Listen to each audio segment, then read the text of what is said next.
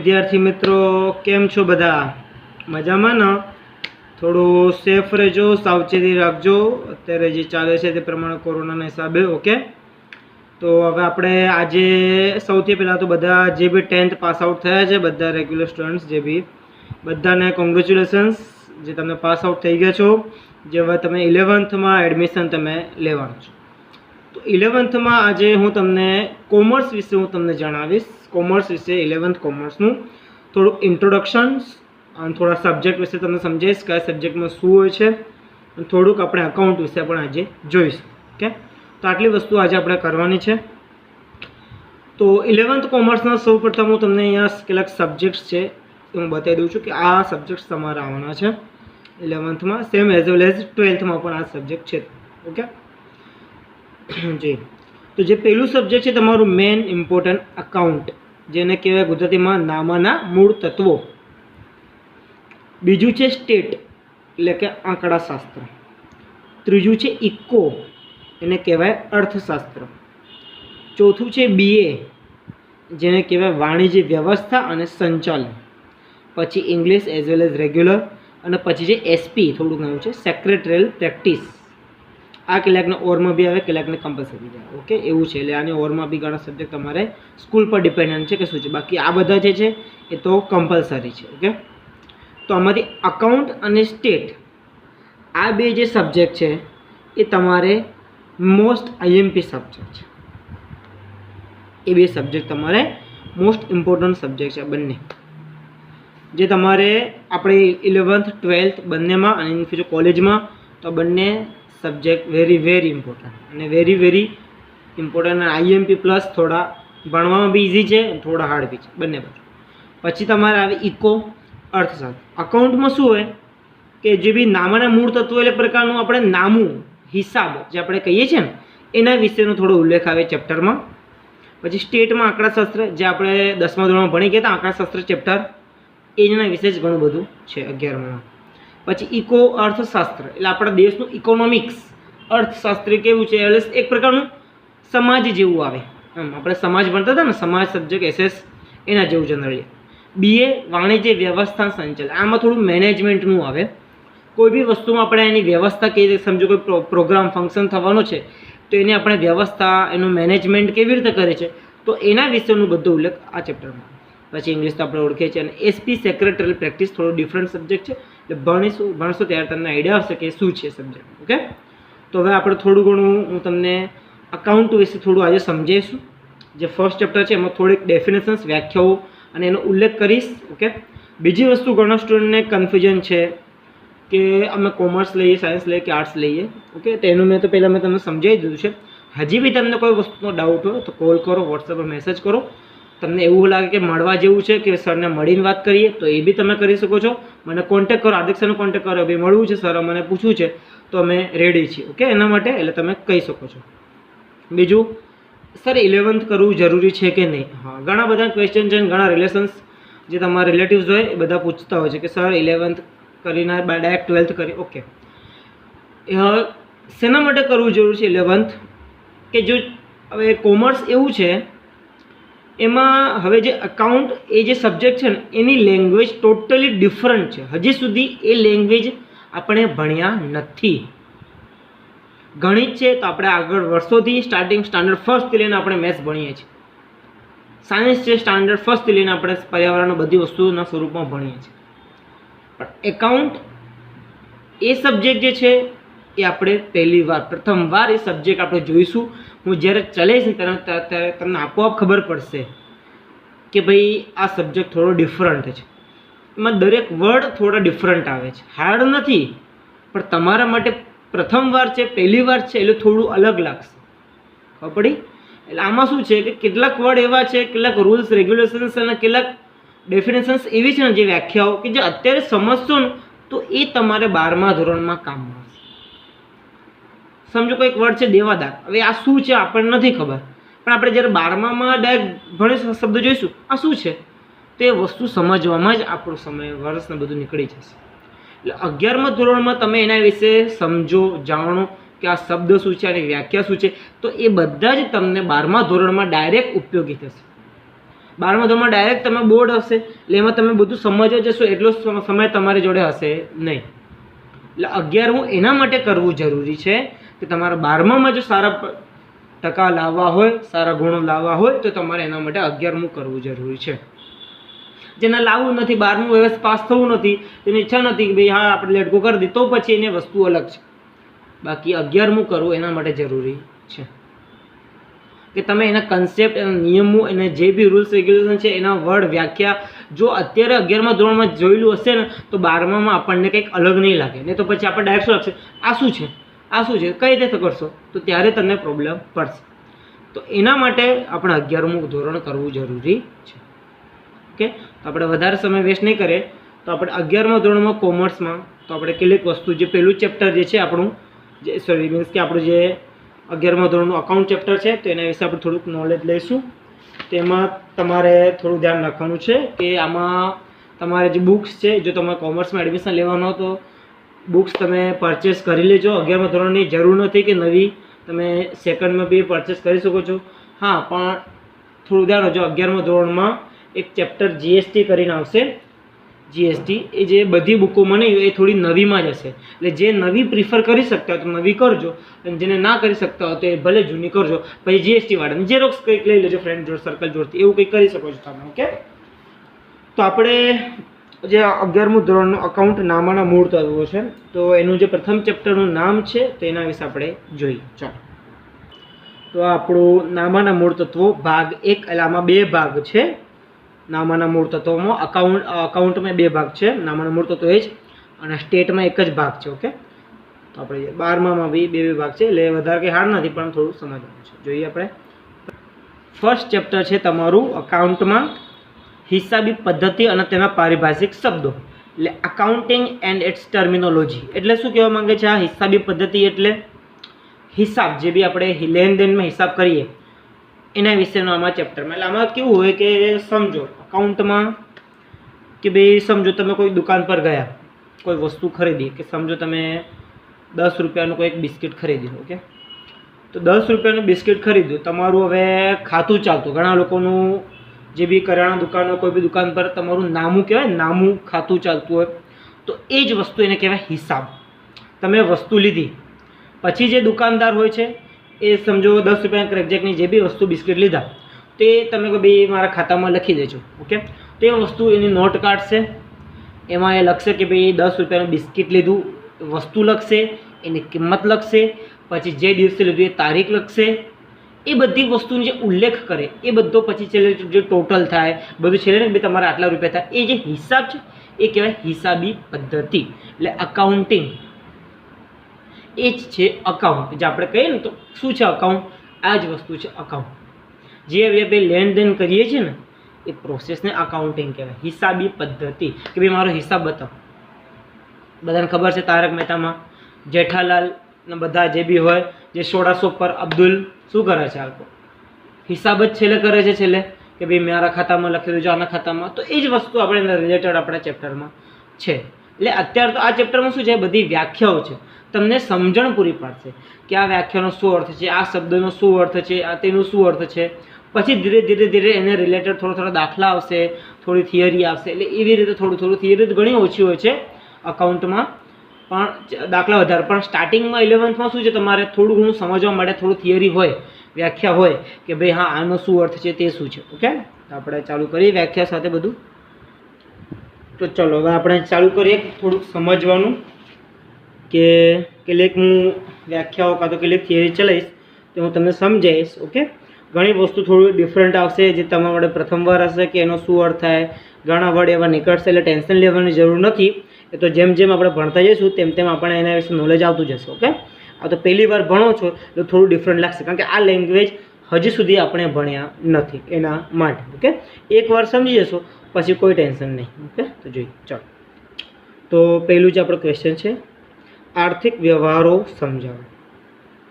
આર્થિક વ્યવહારો તો આપણે આ વર્ડ તો ઘણીવાર સાંભળ્યો છે. આર્થિક એટલે પૈસા ટકે વસ્તુ, જે બી પૈસાથી જે બી હોય વ્યવહાર થતા હોય એને આર્થિક વ્યવહાર કહેવાય. ઓકે, નહીં કહેતા ભાઈ વચ્ચે આર્થિક વસ્તુ એટલે આર્થિક વ્યવહાર એટલે લેનદેનવાળી.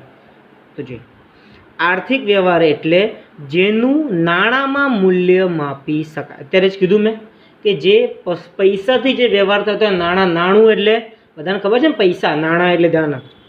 જેનું નાણાંમાં મૂલ્ય માપી શકાય એને કહેવાય આર્થિક વ્યવહાર. ઓકે, ધંધાકીય વ્યવહારો હંમેશા આર્થિક વ્યવહાર જ હોય. ઓકે, કોઈ બી બિઝનેસ, ધંધો, કોઈ બી દુકાન આપણે જોબ કરીએ તેમાં આર્થિક વ્યવહારો છે ને, રિલેટિવ્સથી જ થોડું બધું બિઝનેસ ચાલે. તમે કહો, સમજો કે તમારો કોઈ રિલેશનમાં તમારે જોબ કરે, યાર તું મારા કાકાનો છોકરો છે, ચાલશે ને પગાર? ચાલે ના, એને બી પૈસા તો જોઈએ જ. તો ધંધામાં જે બી વ્યવહારો હોય જનરલી કેવા હોય? બધા આર્થિક વ્યવહાર.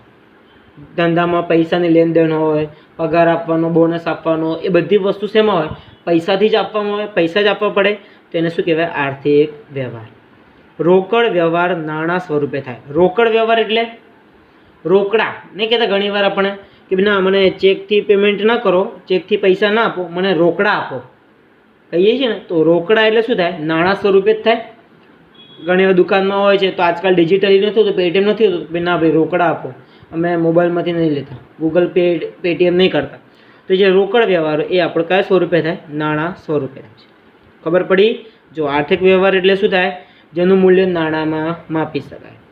ધંધા કે વ્યવહારો હંમેશા કેવા હોય? આર્થિક જ હોય, પૈસાવાળા, એટલે કે પૈસાથી જ લેનદેન થતા હોય ધંધામાં. તો રોકડ વ્યવહાર નાણાં સ્વરૂપે થાય, બધાને ખબર છે. રોકડા એટલે શું થાય? નાણાં આપવા, ખુલ્લા આપવા એક પ્રકારના. શાખ કે ઉધાર વ્યવહારના નાણાં ભવિષ્યમાં મળવાના કે ચૂકવવાના છે. શાખ કે ઉધાર, ઉધાર બધાને ખબર જ છે, ઉધાર એટલે બાકી રાખવા. તો એના નાણાં શું હોય? ભવિષ્યમાં મળવાના કે ચૂકવવાના. શું થાય? કે જો વેપારી હોય ને તો એને તો પૈસા મળશે જ, જેણે બાકી રાખ્યા હશે. અને ગ્રાહક હોય, જો એ ઉધાર લીધો હશે તો એણે શું હોય? ચૂકવવાનું. ખબર પડી કઈ રીતે? ફરીથી જો, શાખ કે ઉધાર. શાખ એટલે આપણે ઘણી વાર નહીં કહેતા કે ભાઈ મારી થોડી શાખ, ઇજ્જત. શાખ એટલે ઇજ્જત એક પ્રકારની, કે ભાઈ મારી ઇજ્જત આટલી તો રાખ, આટલા રૂપિયા તો બાકી રાખ. નહીં કહેતા યાર કે ભાઈ આના ખાતામાં રાખી દો ને, ભાઈ મનોજભાઈ છે, આના જોડે બાકી લેવાના તમારે, એવું. તો કોઈ બી વસ્તુ શાખ કે ઉધારથી જે નાણાં હોય ને એ ભવિષ્યમાં મળવાના હોય કે ચૂકવવાના છે. પરંતુ નાણાકીય મૂલ્ય વર્તમાન સમયે નક્કી થાય છે. નાણાકીય મૂલ્ય, હવે આપણે ઉધાર બાકી રાખીએ, ઓકે, તો ઉધાર હંમેશા ક્યારે? ભવિષ્ય માટે જ હોય ને. કે ભાઈ ઉધાર આપણે અત્યારે સમજો મેં કોઈક વસ્તુ લીધી, ગોલ્ડ દૂધની થેલી લીધી, એને જે બી 29-30 રૂપિયા છે એ આપણે કહીએ ઉધાર. તો ઉધાર એનો શું થાય? કે એ જે નાણાં છે આપણે ભવિષ્યમાં ચૂકવવાના છે. જો અત્યારે જ આપણે આપી દઈએ તો પછી એને નાણાકીય મૂલ્ય વર્તમાન, તો એ પછી શું કહેવાય? નાણાકીય મૂલ્ય કહેવાય. પછી એ ઉધાર ના કહેવાય. સમજો કોઈ વસ્તુ ખરીદીએ, એના જ રૂપિયા આપણે અત્યારે જ આપી દઈએ તો ઉધાર કહેવાય? ના કહેવાય. હા, એના પૈસા પછી આપણે એક અઠવાડિયા, એક દિવસ પછી આપીએ કે થોડા ટાઈમ પછી આપીએ તો એ ઉધારના સ્વરૂપમાં હોય. એટલે ઉધારના નાણાં જનરલી ક્યારે ચૂકવાય? ભવિષ્યમાં. અને જે રોકડા નાણાં એટલે કે મીન્સ જે બી તમારે અત્યારનો જે વ્યવહાર કર્યો હોય, અત્યારે આપી દો, એ આપણો વ્યવહાર. એટલે ખબર પડી કે ઉધારના નાણાં ભવિષ્ય મળવાના હોય કાં તો ચૂકવવાના હોય.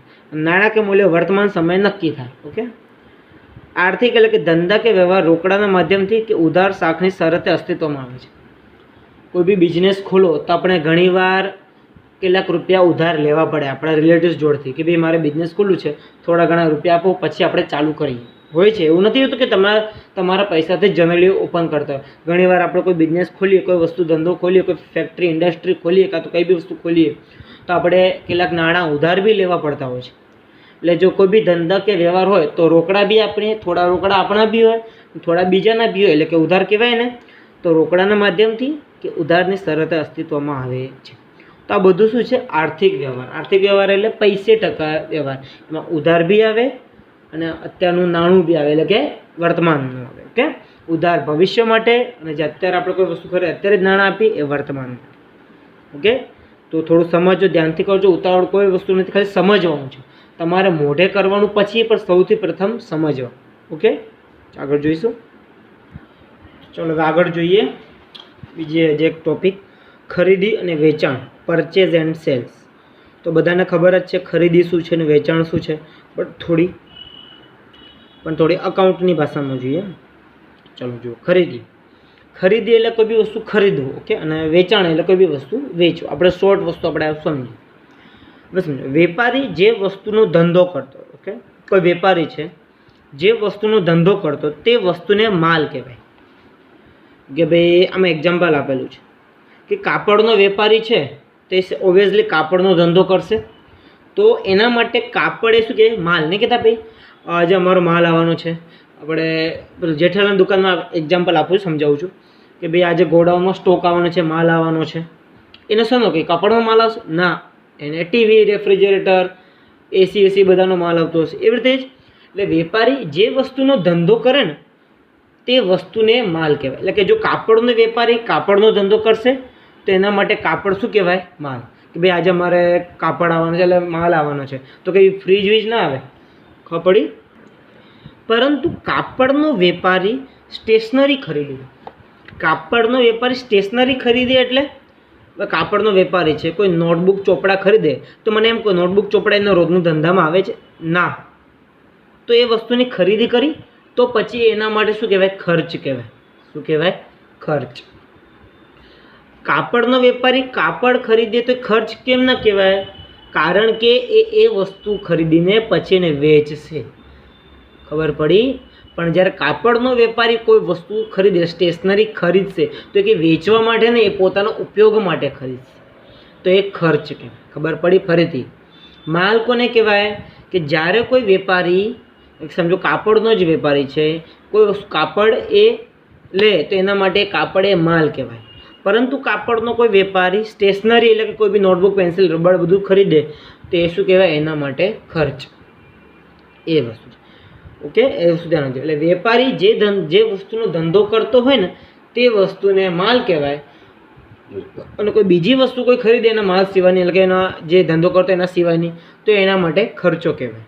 એટલે એને શું કહેવાય? ખરીદી કરી કહેવાય. પેઢી ધંધાનો માલ. પેઢી એટલે અહીંયા હું કહી દઉં છું, આ પેઢી જે છે ને, પેઢી એટલે પેલું એ નથી કે વર્ષો વર્ષથી ચાલતી પેઢી, ના. કોઈ પણ પેઢી એટલે કોઈ બી બિઝનેસ, વેપાર. પેઢી એટલે વેપાર, બિઝનેસ, ધંધો એવું.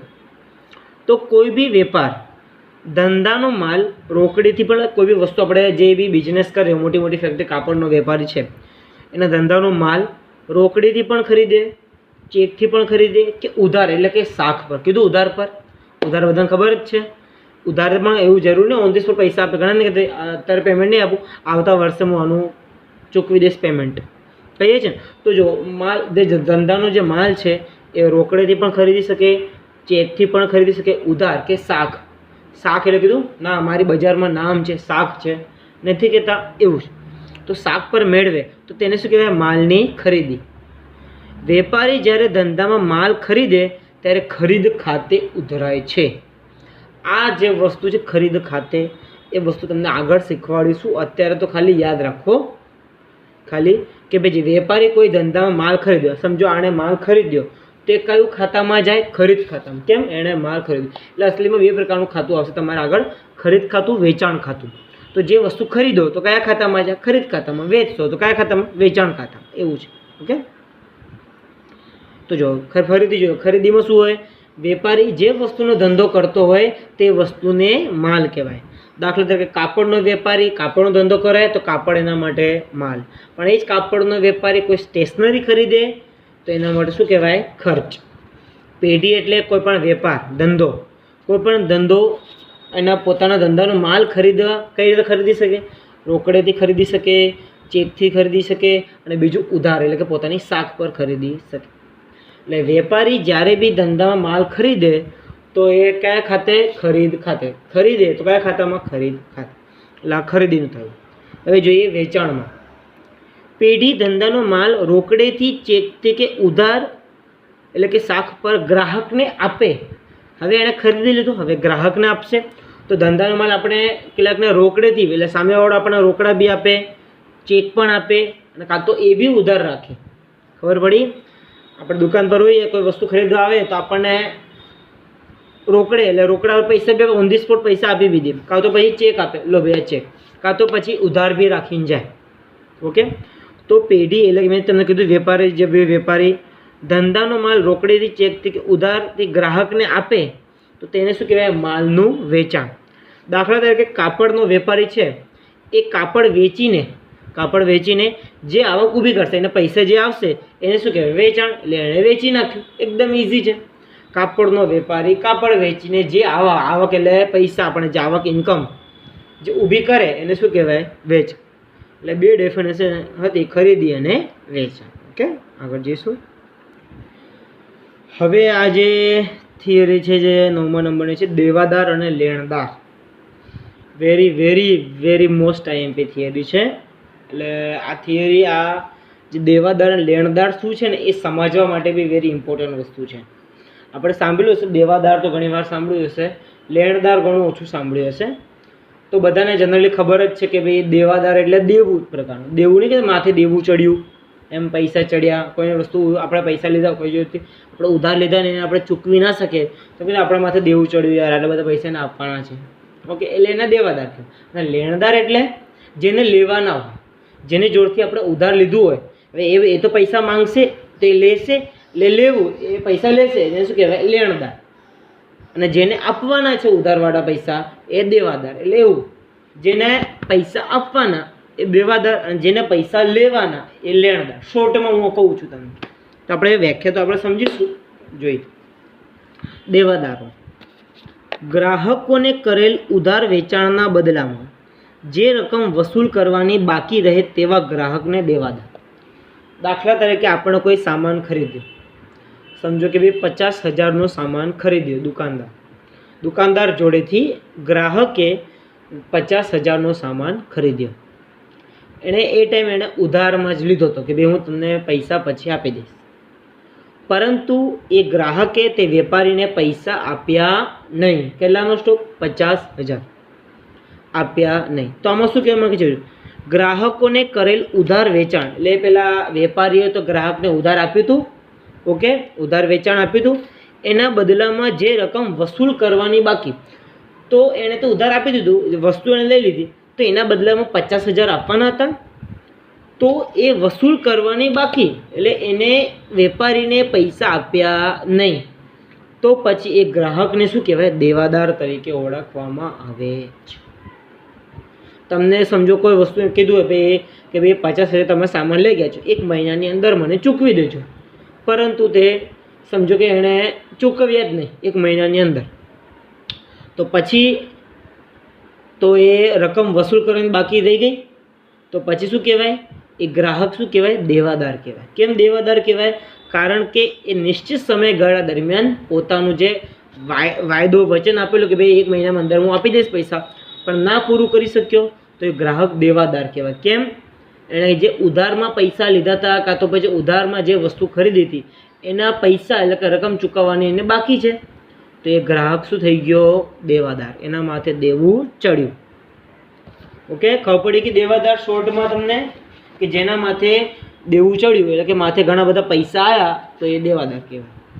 ગ્રાહકો પાસેથી વસૂલ લેવા પાત્ર રકમના સરવાળાને કુલ લેણું. એટલે ગ્રાહકો પાસે કુલ લેણું એટલે કેટલા પૈસા લેવાના હતા. સમજો કે ભાઈ જાન્યુઆરી મહિનાના 50,000 થયા, ફેબ્રુઆરીના 10,000 થયા, પછી માર્ચના 20,000 થયા, તો 50 ને 10 ને 20 એટલે 80,000 લેવાના હતા. એટલે જે ટોટલ સરવાળો બન્યો એને કહેવાય લેણું. શું કહેવાય? લેણું. દેવાદાર અને લેણું એક જ છે, ધ્યાન રાખજો. કઈ રીતે એ સમજો. દેવાદાર એટલે ગ્રાહકો આટલું દેવું કર્યું અને સામેવાળાને કેટલા લેવાના છે? કેટલા? 80,000. આપણે અત્યારે ગણતરી કરી 50 + 10 + 20, એટલે સામેવાળાને 80,000 લેવાના છે. એટલે લેણું. એટલે દેવાદાર એટલે શું કહેવાય? બીજું નામ લેણ. આટલું તમારે યાદ રાખવાનું છે. દેવાદાર અને લેણું બંને એક જ છે ને એ હંમેશા ગ્રાહક જ હોય. ઓકે, ગ્રાહક શું હોય? દેવાદાર. શું હોય? ગ્રાહક દેવાદાર. કેમ ગ્રાહકને દેવાદાર કહેવાય? ગ્રાહકોના માથે દેવું ચડેલું હોય, કારણ કે એણે વસ્તુ ખરીદી હોય પણ એ પૈસા આપી શક્યો નહીં. ઓકે, ને લેણું એટલે સામેવાળાને કેટલા બધા પૈસા લેવાના છે? 80,000 લેવાના છે, તો એ લેણું કહેવાય. તો એ ગ્રાહકના માથે ચડશે જ. ઓકે, બીજું ખાલી અત્યારે આ લાઈન યાદ રાખી લેજો, પછી હું શીખવાડીશ જ્યારે આગળ આપણે ટોપિક આવશે. દેવાદારોને ચાલુ મિલકત છે, એટલે અત્યારે ખાલી યાદ પૂરતું યાદ રાખજો કે દેવાદારનું શું કહેવાય? ચાલુ મિલકત. દેવાદાર ચાલુ ઇન્સાન છે એવું સમજો ને ભાઈ તમે. બસ પછી આપણે એને ડીપલી સમજીશું. કેમ? કારણ કે એના વિશે આગળ આપણે ભણવાના છીએ. આ દેવાદાર. લેણદારમાં ખાલી ઊંધું કરવાનું છે. જે ગ્રાહક રૂપિયા આપવાના હતા ને 80,000 તો સમજો બાકી રાખ્યા હતા, તો વેપારીને પૈસા શું કરવાના? લેવાના છે ને. ગ્રાહકને આપવાના હતા અને વેપારીને લેવાના હતા. તો વેપારીને મળ્યા 80,000? ના મળ્યા. તો એ કહેવાય લેણદાર. ક્યારો માંગ કરે, લે કરે છે, તો એ શું કહેવાય? લેણદાર. એટલે વેપારી લેણદાર અને ગ્રાહક દેવાદાર. ખબર પડી? સમજાવજો. જે વ્યક્તિને આપણે નાણાં ચૂકવવાના હોય તે વ્યક્તિ લેણદાર કહેવાય. કે સમજો કે ભાઈ મારા 80,000 છે, સમજો હું ગ્રાહક છું, સામે વેપારી છે, મારે 80,000 મારે એને આપવાના હતા પણ હું આપી શક્યો નહીં. ઓકે, તો સામેવાળી વ્યક્તિ એટલે વેપારીને 80,000 લેવાના થયા. એટલે જો જે વ્યક્તિને મારે પેલા વેપારીને નાણાં ચૂકવવાના હોય તો તે વ્યક્તિ શું કહેવાય? લેણદાર. એટલે વેપારી શું કહેવાય? લેણદાર. તો જો આવી વ્યક્તિ પાસેથી માલ ખરીદ્યો હોય છે, મેં જોડેથી માલ ખરીદ્યો હતો, મારે 80,000 આવ્યું, મેં 80,000 ભરી શક્યા નહીં, તો પછી હું દેવાદાર થઈ ગયો. અને વેપારી કેમ લેણદાર થઈ ગયો? કારણ કે એને 80,000 લેવાના છે, હજી મળ્યા નથી. મળી જાય તો એ કંઈ બી ના કહેવાય, તો હું દેવાદાર બી ના કહેવાય, એ લેણદાર બી ના કહેવાય. પણ હજી સુધી મળ્યા નથી એના પૈસા, તો એ માંગ જ કરશે, તો શું કહેવાય? લેણદાર. એટલે વેપારી લેણદાર. જો લખેલું જ છે કે લેણદારોને ઘણીવાર વેપારીઓ તરીકે પણ ઓળખવામાં આવે છે. ઘણીવાર બધા નથી બાકી રાખીને જતા બિચારા વેપારી આખો દિવસ ભાઈ હવે તો પૈસા આપો, હવે તો પૈસા આપો, તો માંગ કરે, લાય ભાઈ નથી આપતા, લેણદાર થઈ ગયું. અને ગ્રાહકને માથું દેવું ખરીદ કરે, એટલે માથે દેવું ચડ કરે, દેવાદાર કહેવાય. ઓકે, એટલે ટૂંકમાં ધંધાને શાખ પર માલ પૂરો પાડનારી વ્યક્તિઓને ચૂકવવાપાત્ર કુલ રકમને કુલ દેવું કહેવાય. કુલ દેવું કઈ રીતે કહેવાય? કે આ ભાઈને 80,000નો માલ આપી તો હજી સુધી એને ચૂકવ્યા નહીં, તો આના માથે આટલું દેવું ચડ્યું. ગ્રાહકના માથે કેટલું દેવું ચડ્યું? 80,000. એટલે આમાં તમારે યાદ કરી રાખવું. હું તમને શોર્ટ ટ્રીક આપું. જે દેવાદાર છે તેને શોર્ટમાં બીજું નામ લેણું. લેણદાર તો ઊંધું કરવાનું દેવું. દેવાદાર તો ઊંધું લેણું, અને લેણદાર તો એનું બીજું નામ દેવું. ઊંધું ઓપોઝિશન પાર્ટીમાં જવાનું. દેવાદાર તો બીજું નામ લેણું, અને લેણદાર તો બીજું નામ દેવું. ઓકે, હવે આગળ જોઈએ. પેલું આપણે જે લેણું દેવું પતી ગયું. ઓકે, તેમાં યાદ રાખજો કે હજી બી કોઈ વસ્તુ ડાઉટ હોય એ થિયરીમાં તો એ પૂછી લેજો. એટલે વાંધો નહીં, તમે વોટ્સઅપ પર બી કાં તો પછી તમે ફોન કરીને જોઉં તમે કોઈ ડિફિકલ્ટી હોય તો મને કહેજો, તો હું ફોન પર બી તમને સમજાવી શકીશ. કે કોઈ વસ્તુ કન્સેપ્ટ રહી ગયો હોય, તમને ના ખબર પડી હોય તો સમજી દઈશું. ઓકે, એમાં કોઈ વાંધો નથી. તો જોઈએ આગળ નુકસાન અને લાભ. ઓકે, તો શું છે નુકસાન લાભ? બધાને જોઈને જ ખબર પડી જાય, ટોપિક વાંચીને બી હા નુકસાનમાં નુકસાન થતું હશે અને લાભમાં ફાયદો થતો હશે. એ જ વસ્તુ છે. નુકસાન એટલે કોઈ પણ પ્રકારનો લાભ મેળવ્યા વિના ગુમાવેલ રકમ. કોઈ બી આપણને ફાયદો ના મળે જેમાં, તે આપણું નુકસાન. ગુમાવેલ રકમ, દાખલા તરીકે અકસ્માતથી નાશ પામેલ માલ જતા ગુમાવેલ રકમ નુકસાન કહેવાય. સમજો કોઈ આપણો માલ સામાન જાય છે, કપડાં જાય છે કોઈ ટ્રકમાં, ખટારામાં, જેમાં પછી એમાં આગ લાગી જાય, કોઈ બી અકસ્માત થઈ જાય, આગ લાગી જાય તો બધા કપડાં બળી જાય, તો એ આપણું નુકસાન થઈ ગયું. માલ આપણો બળી ગયો તો આપણું નુકસાન પતી ગયું. કોઈ પણ આપણને લાભ ફાયદો મળ્યો ના મળ્યો તો એ આપણું નુકસાન. કંઈ જ નથી નુકસાન, તો એ જ આપણું નુકસાન અને લાભ. તો આગળ છે જો, હવે આગળ થોડું ડિફરન્ટ છે. નફા નુકસાન ખાતાના સંદર્ભે કોઈ પણ સમયના મહેસૂલી ઉપજ કરતાં મહેસૂલી ખર્ચ. મહેસૂલી એટલે એને વિશે આપણે સમજીશું જરા આગળની થિયરી આપણે ચાલીશું ત્યારે મહેસૂલી સમજીશ. તમે સમજો ઉપજ એટલે ત્યાં લખી દેજો તમે લોકો. ઉપજ એટલે આવક. સારી વસ્તુ છે ઉપજ એટલે આવક. હું તમને અહીંયા લખીને આપું છું. જુઓ મેં લખી દીધું છે ઉપજ એટલે આવક. મહેસૂલીનો અર્થ પછી સમજીશું, આપણો ઉપર થિયરી છે એમાં સમજીશું.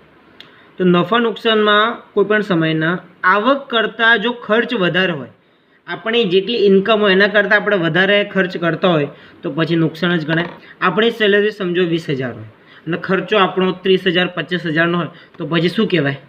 નુકસાન જ કહેવાય. તો એ જ વસ્તુ કહે છે કે ભાઈ ઉપજ એટલે કે આવક કરતાં આપણો ખર્ચ વધારે તો તફાવતની રકમ શું કહેવાય? નુકસાન ગણાય. નુકસાનને કારણે માલિકની મૂડીમાં તેટલો જ ઘટાડો છે. ઓકે, એટલે આ વસ્તુ નુકસાનને કારણે તો માલિકની મૂડીમાં ઘટાડો થવાનો છે. 20,000ની વસ્તુ પગાર આવતો હોય 25,000 ખરીદો તો 5,000 ક્યાંથી લાવવાના? તો એ નુકસાન થયું એક પ્રકારનું. તો બસ એ જ વસ્તુ કહેવા માંગુ છું. કે પછી લાભ જોઈએ આપણે. તો લાભ, ધંધાને આનુષંગિક વ્યવહારમાંથી મળેલ નફાને લાભ. આપણે કોઈ ધંધો કરીએ અને એમાં આપણને જે નફો મળે, આપણને જે ફાયદો પ્રોફિટ મળે તો એ આપણે માટે શું કહેવાય? લાભ. આનુષંગિક વ્યવહાર એટલે જે રોજબરોજના વ્યવહારમાંથી. દાખલા તરીકે જૂનું ફર્નિચર વેચતા થયેલ નફો. કોઈ જૂનું ફર્નિચર છે, એકદમ આપણે લાવ્યા હતા સસ્તામાં અને વેચ્યું એકદમ મોંઘામાં, તો આપણે જે ઇન્કમ વધારે પડતી મળી આપણે આવક, તે આપણે શું કહેવાય? લાભ. નફા નુકસાન ખાતા સંદર્ભે ખર્ચ કરતાં ઉપજ એટલે કે આવક વધારે. કીધું આપણી આવક છે 20,000ની અને આપણો ખર્ચો છે 15,000નો, તો 5,000 આપણા બચ્યા, તો 5,000 એ આપણી આવક થઈ ગઈ, આપણનો નફો થઈ ગયો. તો આ તફાવતની રકમને શું કહેવાય? લાભ ગણવાનો. એકદમ ઇઝી છે. લાભ તો ખબર પડી જાય, નુકસાન તો જેમાં નુકસાન વેઠવું પડ્યું, લાભ એટલે જેમાં આપણને ફાયદો મળ્યો હોય. ઓકે, જોઈશું આગળ. તો આગળની વાત થિયરી જોઈએ. આવકો. આવક એટલે બધાને ખબર પડે કે ઇન્કમ, જો આપણને પૈસા મળે એ આપણી ઇન્કમ, આવક. તો જો કોઈ વ્યક્તિ વ્યાવસાયિક પ્રવૃત્તિ દ્વારા, વ્યવસાયિક એટલે વ્યવસાય, બિઝનેસ, ધંધામાં જે કોઈ રકમ પ્રાપ્ત થાય, કીધું તમને જે આપણને પૈસા રકમ પ્રાપ્ત થાય એને શું કહેવાય? આવક. દાખલા તરીકે માલ વેચવાથી કે સેવા આપવાથી મળેલ રોકડ. કોઈ વસ્તુ વેચી આપણે તો એનાથી આપણે પૈસા આવ્યા તો આપણી આવક થઈ ગઈ. અને સેવા આપવાથી એટલે કોઈનું આપણે કામ કરી દીધું, કંઈ સેવા કરી દીધી અને આપણને પૈસા મળ્યા તો આપણે આવક, રોકડ થઈ ગયું. તો એ જ વસ્તુ છે આમાં આવક જોઈએ. તો બે પ્રકારના આવક હોય, મહેસૂલી આવક અને મૂડી આવક. તો મહેસૂલી અને મૂડી આવક શું છે? તો ધંધાના રોજબરોજના વ્યવહારમાંથી નિયમિત સ્વરૂપે મળતી આવક. હવે ઘણા બધાના બિઝનેસ અલગ અલગ હોય. કેટલાકને રોજે રોજ પૈસા મળતા હોય, સેલરી મળતી હોય, કાં તો કેટલાકને મહિને, કેટલાકને હોય તો 6 મહિને, એવું બી હોય છે. જેમ કે જો ધંધાના રોજબરોજના વ્યવહારમાંથી નિયમિત રૂપે મળતી આવક. દાખલા તરીકે મળેલ દલાલી. દલાલી એટલે દલાલી તમને ખબર પડતી જશે. સમજો કે ભાઈ આપણે ઘણીવાર એજન્ટ, જે દલાલી એટલે એજન્ટ, દલાલી કે ભાઈ કમિશન એક પ્રકારનું, એને એક્સ્ટ્રા કે માંગતું ન હોય ભાઈ દલાલી મળે છે કે નહીં. સમજો તમને એક્ઝામ્પલ ના ખબર પડતી હોય ને, દલાલી આપણું મકાન ખરીદવાનું હોય, ભાઈ કોઈ મકાન આપણે ખરીદવાનું કાં તો પછી ભાડે લેવાનું હોય, તો એ જે આપણને એજન્ટ હોય આપણને આપણને તો ખબર ન હોય ક્યાં ક્યાં મકાન ખાલી હોય, તો જે દલાલ એટલે કે એજન્ટ હોય આપણને કહે ભાઈ આ જગ્યા ખાલી છે, તો આપણે ત્યાં જઈએ, ભાડું આપીએ, તો એ દલાલને પણ આપણે થોડું આપવું પડે. કેમ? કારણ કે એણે આપણને જગ્યા બતાડી છે, તો એને જે આપણે પૈસા આપીએ ને એને કહેવાય દલાલી. એટલે એને બી પૈસા મળે, એટલે દલાલી મળે. આજે કોઈ મકાન વેચ્યું, અપાવડાયું, તો એને દલાલી આજે બી મળી, કાલે તો કાલે, એટલે રોજબરોજ એને મળી શકે છે. ખબર પડી? એને એવું ના, એને એવું તો ના હોય કે મહિને મહિને દલાલી મળે, એવું ના હોય. આજે કોઈને ઘર અપાવડાવે તો આજે બી એને દલાલી મળે, કાલે અપાવડાવે તો કાલે બી મળે. એટલે મળેલી દલાલી જે રોજબરોજ તમારી આવક થતી હોય ને એને કહેવાય મહેસૂલી આવક. બીજું મળેલ વ્યાજ, વ્યાજ મળતું હોય, ઇન્ટરેસ્ટ મળતું હોય. તો આપણે કોઈને ઉધારે પૈસા આપ્યા હોય છે, પછી એના પર વ્યાજ ગણવાનું ચાલુ થાય છે. દરરોજ જેમ જેમ દિવસો વધતા જાય તેમ તેમ વ્યાજ વધતું જાય, એટલે આપણને વ્યાજ મળવું. પછી માલના વેચાણ દ્વારા મળેલ રકમ. કપડાં ખરીદ્યા, 500 રૂપિયાના કપડાં ખરીદ્યા તો 500 રૂપિયા એને આવક થઈ. તો જે દરરોજ રોજબરોજ જે આવક થતી હોય ને એને કહેવાય મહેસૂલી આવક. કયા કયા? મળેલ દલાલી, મળેલ વ્યાજ અને માલના વેચાણ દ્વારા મળેલ રકમ. એનાથી આપણે દરરોજ આવક આપણી થતી રહે છે. મૂડી આવક શું છે જોઈએ. મિલકતોના વેચાણ. મિલકતના વેચાણ, આપણી મિલકત, આપણું ઘરની કોઈ વસ્તુ, આપણું કોઈ ઘર જ, કાં તો કોઈ એવું ઘરનું કોઈ સાધન, એવું કઈ બી વસ્તુ, મિલકતના વેચાણ કે લાંબા ગાળાનું દેવું કરી પ્રાપ્ત કરેલ રકમને મૂડી આવક કહેવાય. લાંબા ગાળે બી આપણને કોઈ વસ્તુ મળે. સમજો કોઈ જોડથી દેવું, યાદ કરો મેં કીધું તું ઊંધું કરવાનું. દેવું એટલે લેણદાર અને લેણું એટલે દેવાદાર. ઊંધું મેં સમજાવ્યું તો આગળ. દેવું એટલે લેણદાર. લેણદાર એટલે કોઈ જોડથી પૈસા આપણે આવવાના હતા કે ભાઈ એને 1 લાખ રૂપિયા મારા જોડથી બાકી હાથ, તો 1 લાખ રૂપિયા એના આવ્યા, એટલે લાંબા ગાળે આવ્યા તો આપણી આવક થઈ. પણ લાંબા ગાળેથી, રોજબરોજ થોડી થઈ, લાંબા ગાળે. ઓકે, તો એ વસ્તુ કહેવાય મૂડી આવક. કઈ? મૂડી આવક. દાખલા તરીકે યંત્ર વેચાણની આવક. કોઈ વસ્તુ વેચી હોય, યંત્ર વેચ્યું હોય, કોઈ બી એક મોટું મશીન કંઈ વેચ્યું હોય, તો આપણે ઓન ધી સ્પોટ પૈસા મળે? ના મળે. કેટલાક એવું મહિના પછી આપે, 2-3 મહિના પછી આપે, ઘણી મોટી રકમ હોય તો પછી ડિબેન્ચર બહાર પાડતા થયેલા આવક. ડિબેન્ચર એટલે એક પ્રકારનો આ શેર બજારની વાત કરે છે. શેર બજાર. પછી શેર મૂડી મેળવવી. શેર બજારમાં આપણને આવક હોય, કોઈ વસ્તુ આપણે શેર બજાર તમને આઈડિયા ના હોય, હું કહી દઉં ખાલી ઉપર શોર્ટમાં. કે શેર બજારમાં આપણે કોઈ વસ્તુ ખરીદ્યા હોય, શેર ખરીદ્યા હોય તો એને આપણને રૂપિયા મળે તો કે દરરોજ ના મળે, એને આપણે ત્યાં ટકાવવા પડે, મહિને વર્ષે જ્યારે આપણે ઈચ્છે ત્યારે લઈ શકીએ છીએ. મૂડી આવક નિયમિત સ્વરૂપે મળતી નથી, એટલે રોજ ના મળે. મૂડી આવક ફરીથી સમજાવી દો, ફરીથી જો મૂડી આવક લાંબા ગાળા પછી જ આપણને જે આવક થતી હોય ને ઘણા સમય પછી એને મૂડી આવક કહેવાય. મહેસૂલી આવકમાં શું હતું? દરરોજ આવક મળી શકે છે. મૂડી આવકમાં મિલકતોના વેચાણ, કોઈ ઘર વેચ્યું તો આપણને સમજો ઘરની કિંમત 50 લાખ છે તો આજે મળે 50 લાખ? ના મળે. પહેલાં તો 10 લાખ મળે, કાં તો 5 લાખ મળે, પછી ધીરે ધીરે મહિને વર્ષે એવી રીતે આપણને ઇન્કમ મળે. તો આ જે મિલકતનું વેચાણ કાં તો લાંબા ગાળાનું કોઈ આપણો પૈસા કોઈ જોડે હોય તો એ બી આપણે થોડો ટાઈમ પર આપે, એકસાથે આપે, ના બી આપે. તો લાંબા ગાળાનું દેવું કરી પ્રાપ્ત કરેલ રકમને મૂડી આવક કહેવાય. યંત્ર વેચાણની આવક યાદ રાખવાનું.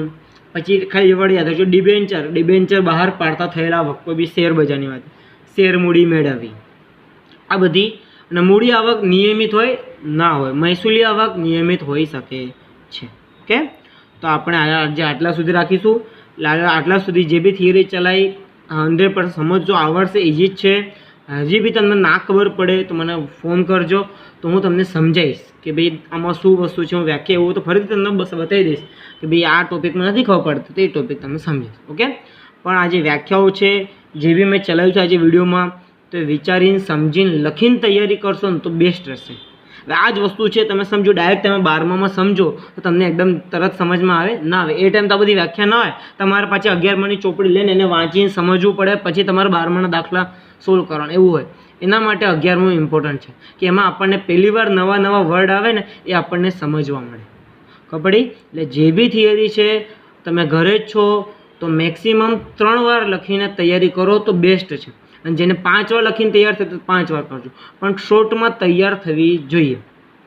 એટલે હું જ્યારે બી વિડીયો મોકલું, એક દિવસ કે ગેપમાં કે જ્યારે બી વિડીયો મોકલું, તમારે એને તૈયાર કરવાનો છે. ખાલી એવું નથી કે વિડીયો જોઈ લેવાનો છે. જો અત્યારે નથી બસ સ્કૂલ ચાલુ કે નથી કોઈ આપણે ચાલુ, પણ આપણે તૈયારી ચાલુ રાખશું બેટા તો આગળ જઈને પ્રોબ્લેમ નહીં પડે. ઘણો સમય આપણે વેડફાઈ ગયો છે, 10મા ધોરણ પછીનો બી ઘણો સમય વચ્ચે ગેપ પડી ગયો છે, પણ હવે તમે તૈયારી બંધ ના કરતા. અને તમારે બીજા બી કોઈ ફ્રેન્ડ હોય જેને 11મા ધોરણમાં કોમર્સ રખાવવું હોય, તમારા કોઈ ફ્રેન્ડ સર્કલમાં, તમારા રિલેશનમાં, રિલેટિવ્સમાં હોય, આજુબાજુમાં બી કોઈ હોય તો એને આપણે સંપર્ક આપજો, એને કહેજો તો અમે મળીશું. તમારા ફ્રેન્ડ ટેન્શન ના લો, તમને એમાં સ્ટડીમાં કોઈ પ્રોબ્લેમ નહીં પડે. અત્યારે આપણે ઓનલાઈન થોડું ચાલુ રાખીશું, પછી જ્યારે આપણને લાગે થોડું કેસીસ ડાઉન છે તો આપણે થોડો 4-5 કરીને બોલાવી બી દઈશું. ઓકે, એટલે એટલું તમે તમારી સ્ટડી ચાલુ રાખજો, તમારે સ્ટોપ થવાની જરૂર નથી. ઓકે, ચાલો.